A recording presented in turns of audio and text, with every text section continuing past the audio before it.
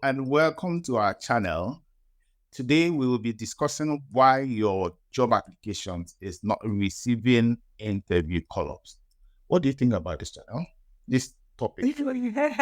Yeah, so we thought it important to talk about this because people say they make applications, they send in some applications and they don't get interview call-ups. And from our own experience, we decided to share what we think is the reason why they don't get those interview call-ups. Yes.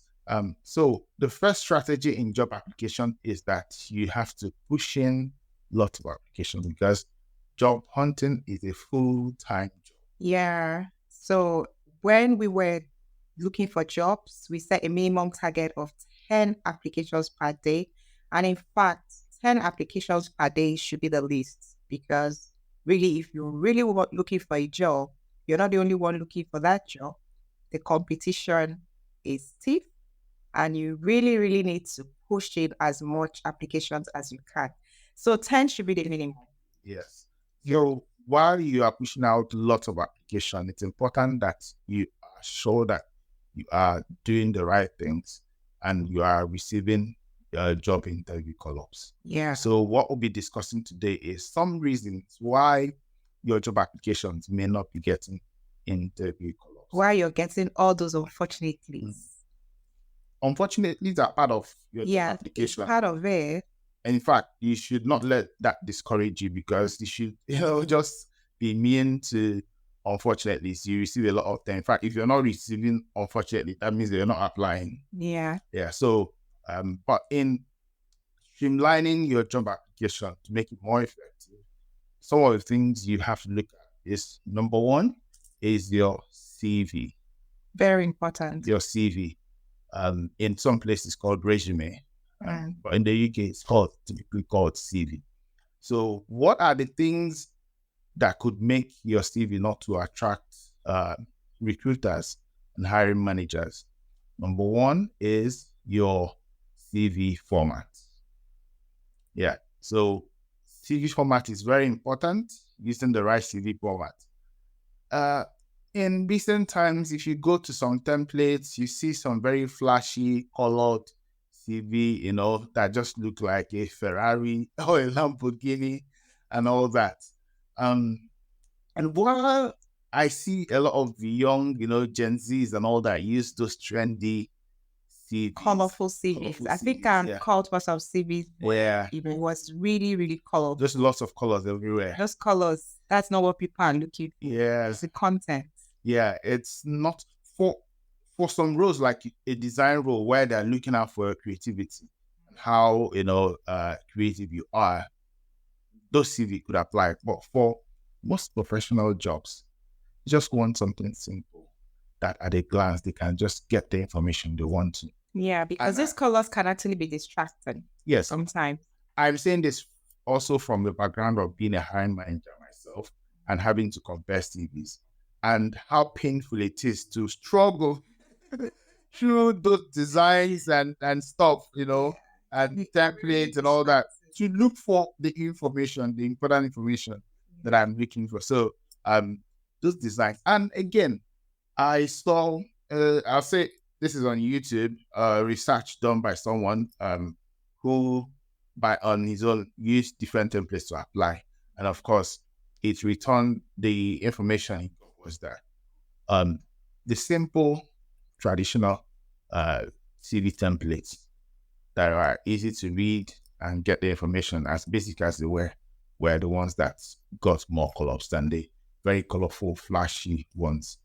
So please, if you can, play safe, stay simple, and use the traditional templates. Yeah, I think it's always good to stay simple. You see my CV, it's so simple. You've been wondering. Same here. Yes, it's so simple. I think there was someone who wanted to have a glance at my CV. And this was like, this is just too simple. Are you sure that? I said, sorry, this CV has gotten me all the jobs I wanted. So this CV is okay. As it says, it doesn't really need, you don't need too much design on your CV. And before you even go far, if you're applying to UK for instance, I hope you know, because I don't think many people know this, especially people that are not here, based in the UK, that there is a format for United Kingdom. There is a CV format for United Kingdom. So it's better that it's good for you to understand that. If you go online, you will see it. Yeah. If you just Google, you will see the difference, because I think different countries tend to adopt Yes. different CV formats. So it's good to know that, so that you don't just you don't find your CV in the trash the moment you send it, because if it's not in the right format, it's not going to be looked at. Yeah, just like you also have a unique CV format for Canada and even Australia. So when you are applying to any country, try to understand their requirements, what they want, how they want your CV to appear. The CV format for that country. So the next thing we talk about is information on your CV. Putting unnecessary information. Yeah. What sort of information we considered unnecessary on the CV? I think your age, your date of birth. I don't think anyone wants to know whether you're single or married. Yeah. People have this space where they put their status, whether they are single or married. Some people have also gone ahead to put things like their hometown, their local government, all those things. Nobody wants to know about them. Yeah, if you are applying for a professional job, most of the time we don't want to know the primary school or secondary school you went. Yeah. It even doesn't have any value. I think NYSC too. And all that. So all those things are really unnecessary. There's a whole lot of information that people add to their CV that does not add value to the CV. If at all, it takes away, because the recruiter would think that this person doesn't really understand, what is required in a CV. So why would I employ this person? So that, and then other things. Yeah, I think. Yeah. About that, the structure, the way you structure your CV is also very important. The kind of content and information that you put out there on your CV is very important. We don't want to go into the details of how you put your bullet points. That's not what we want to talk about.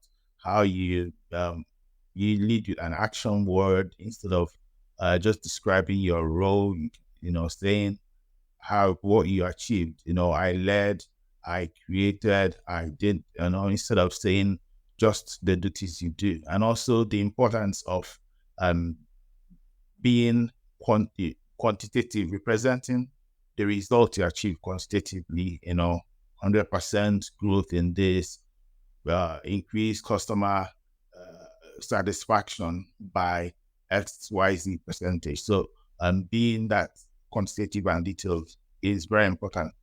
The next thing is, within your CV, when you're applying to jobs, the best advice is not to use generic CV to apply for every type of job. Yeah, that's true. We had that conversation recently. Some generic CV would fly, but depending on the type of job you're applying to, you would need to tailor your CV to highlight the skills and competencies for that particular role. Yeah. And let's take product management, for example. I am a product manager. Within product management, it's so vast.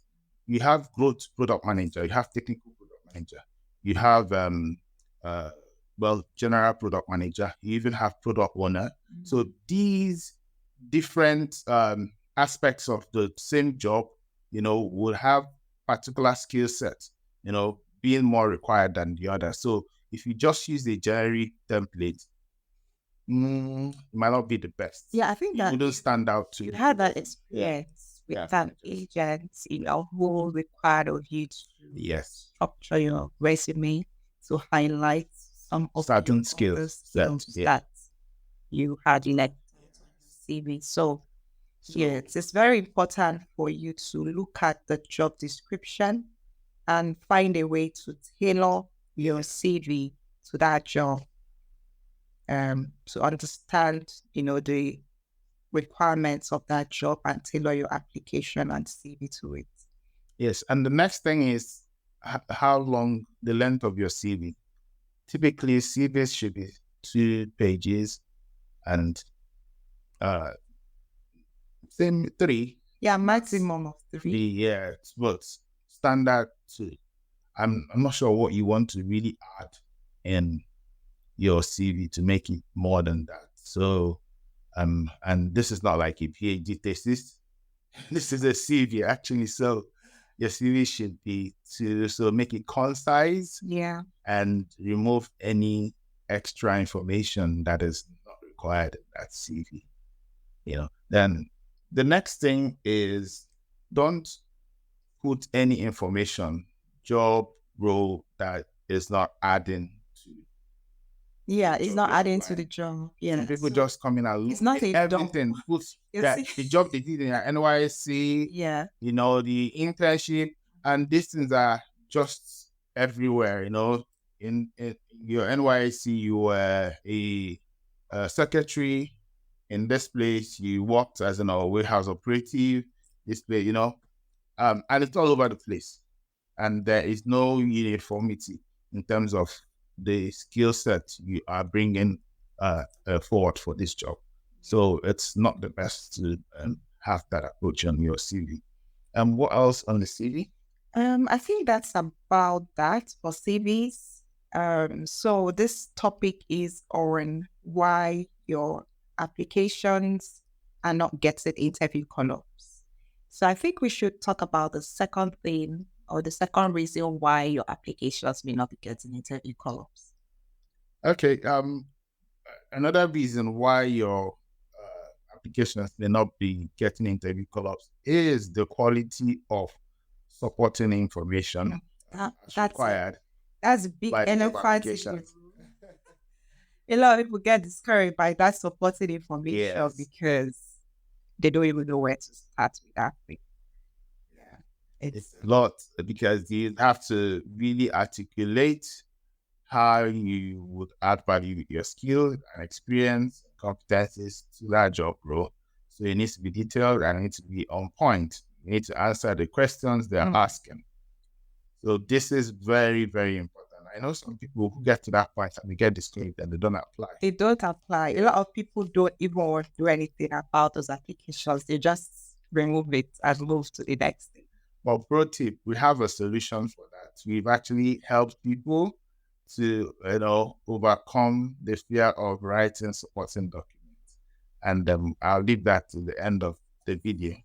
The next thing is your cover letter. Yeah, the cover letter. Yeah. So when you are applying, many people, if you have the option of adding cover letter, some people are out of laziness to just give cover letter. And especially those yeah, but those jobs, they hardly get your applications. Yeah. Because those are generic stuff. So you need to be able to tailor a cover letter for the particular job. Never have one generic cover letter that you use to apply for every job. It's more or less a waste of time because you for each cover letter, you're having a conversation with the hiring manager. Yeah. You're selling yourself. You're saying, for this your job, I can do this job. I have the skill, I have the experience to handle this job. So if you're talking to hiring manager A and describing the job of B, that's a no. That's a no. Some people even make the mistake of writing the wrong company. You just had one cover letter for all the job. I've used that same cover letter and submit to another company. That's automatically disqualifies for that job. Yeah. So, so these, in a nutshell, are some of the things, of course, amongst many things. So, do you have any tips or any, comments about things that can actually make people not to receive interview call-ups for their job applications? I'd like you to put it in the comment section. And for the final, or if you have any questions about any of the things that we've shared, or you think that you might, want a CV revamp, because in addition to our coaching sessions, we also offer CV revamp services. So if you think that your CV may need some help, some fine tuning, you can inbox us or you can send us a mail to geniustable8@gmail.com, or you can just drop a note in the comment section. Yes. So if you need any of this support, feel free to contact us so that we can help you to start getting interview call-ups as soon as possible. Yes, feel free to send us an email on the email provided in the image below. And if you're just joining us, or if this is the first time you're joining us, we are a couple. We're new, recently, recent immigrants to the UK, and we've been sharing our job hunting journey. And we have been sharing our strategy that got us sponsored jobs in the UK within months of coming to the UK. And even when we left those jobs, we were able to replicate the process again and still landed high-paying professional sponsored jobs as well. So we come to share this journey with you. And yes, we are also offering career advice for people who may want to get support for us on their own journey. We provide that as well. So if you have any questions, any inquiries, you can send us an email on the email provided below. So that brings us to the end of the